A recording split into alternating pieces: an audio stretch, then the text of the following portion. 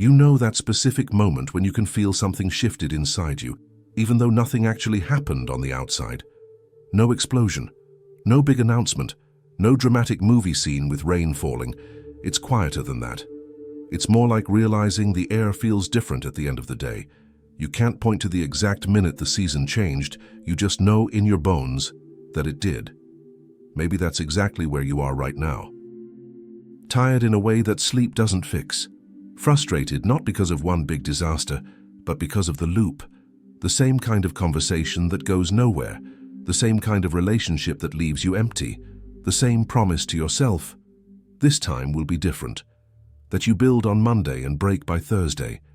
And what really messes with your head is this: you can't even pick one villain to blame. Because what hurts isn't a sudden tragedy. It's the cycle. It's the repetition. At some point, you notice certain things don't grab you like they used to. The things that used to pull you down into a spiral now just make you feel nauseous.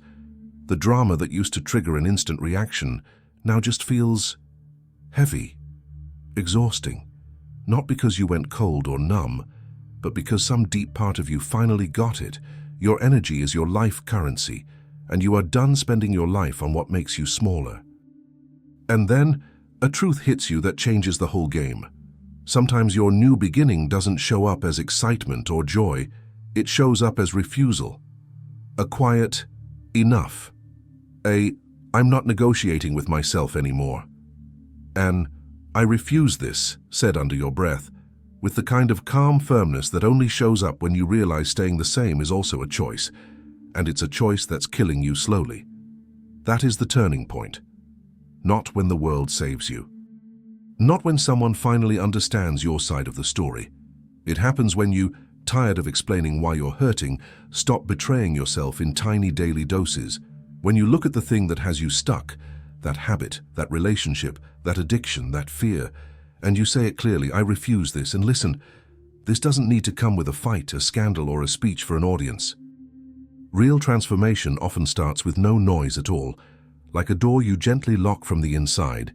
You still wake up, you still go to work, you still answer texts and handle your responsibilities. But inside, the furniture has moved. You stopped selling yourself a story you don't believe in anymore.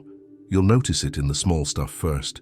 You argue less, not because you got weak, but because pointless fights feel like a scam now.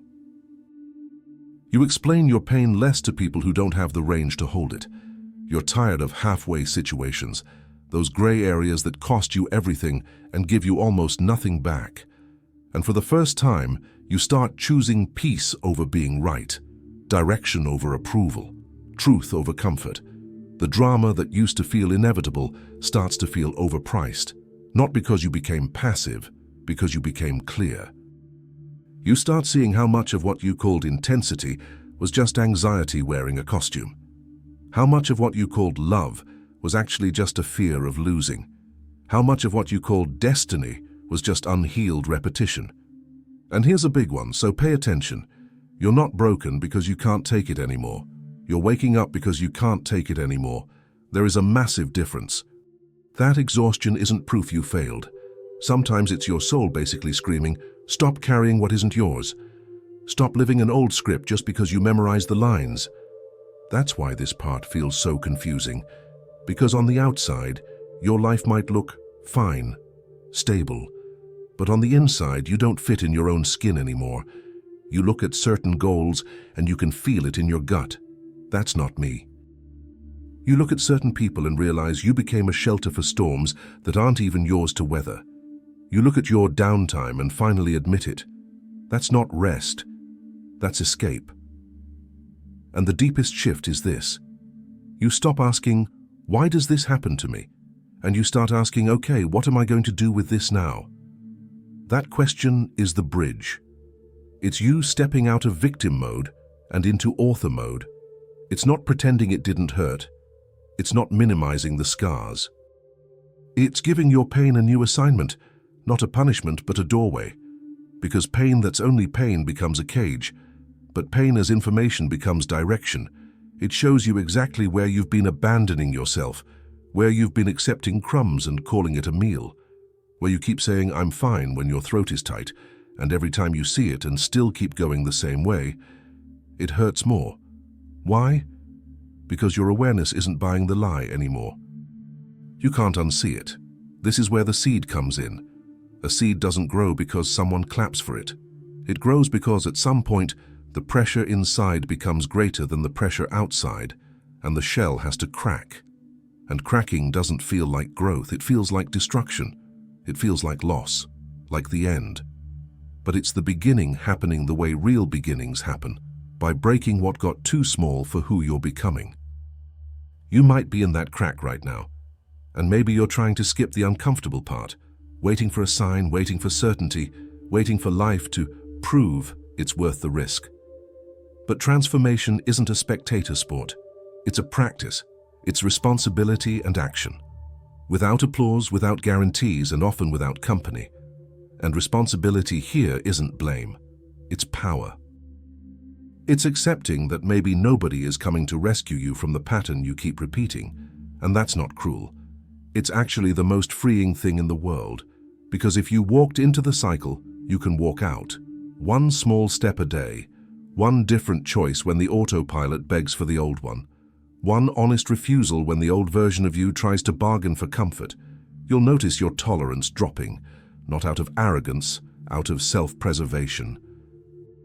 You start curating what enters your mind, your body, your time. You realize not every conversation deserves access to your energy. Not every invitation deserves your yes. And not every sweet gesture is love. Sometimes it's control wrapped in pretty paper. The more loyal you get to yourself, the less you feel the need to explain yourself to others. You stop trying to convince people to see your value. You stop turning your boundaries into apologies. And you understand with a weird calm, being misunderstood is sometimes the price you pay for being free, and begging to be understood by people who refuse to see you. That is just a fancy way to stay stuck in hell. But let's be real for a second. This is the scary part. Because that old armor you wore, it was heavy, it was suffocating, but it was safe. You knew how to survive inside the pain. You were an expert at it. Stepping out of it feels like stepping off a cliff. It feels like vertigo. The firmness doesn't make you harder. It makes you whole, and being whole is terrifying when you've spent years in pieces. You start feeling peace without everything being fixed, and your brain panics because it's addicted to the chaos.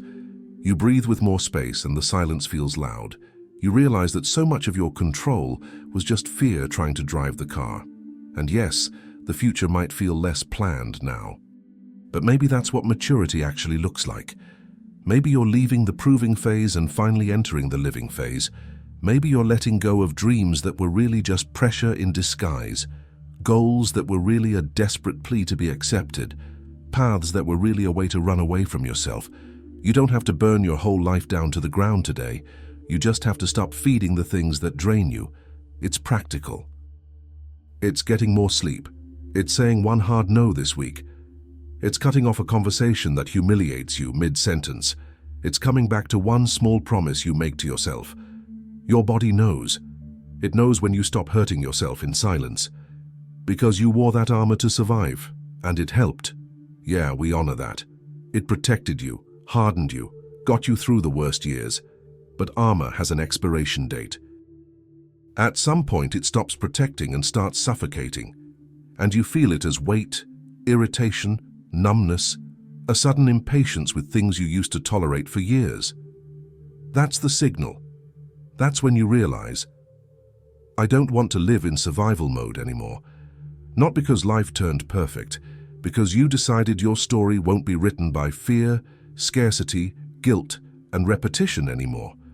You want courage, clarity, purpose, even if you're still learning how to spell those words. So if this message found you today, maybe it's because you're already standing in the hallway between the before and the after. You don't have all the answers yet, but you're done with the old lies. You still feel pain, sure, but you don't worship it anymore, and you realize you don't need a huge catastrophic event to change because you became the event.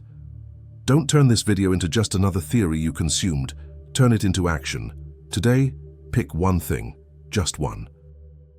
That you are going to refuse, a habit, a text you shouldn't send, A relapse you already know the ending of. And when the old autopilot shows up, say it. Quiet, real, no show. I refuse this. Remember the seed. Breaking hurts, but staying trapped hurts too. One kind of pain moves you forward. The other turns into your permanent address. You don't need to be ready for the whole next chapter. You just need to be honest enough to close what's already over. Name what doesn't serve you anymore. Respect what got you here. And take one small real step today, like planting a decision in the dark, trusting that life responds to movement. The turn doesn't start when everything gets better. It starts when you stop accepting. And you already know what you need to refuse. If you made it this far, you're probably part of the few who are actually ready to do that work. So don't just scroll away. Leave a mark here. Comment "I refuse" below. Not for the algorithm, but as a digital stamp for yourself. A reminder that today the cycle breaks. And if you want to keep walking this road, stick around. We're just getting started.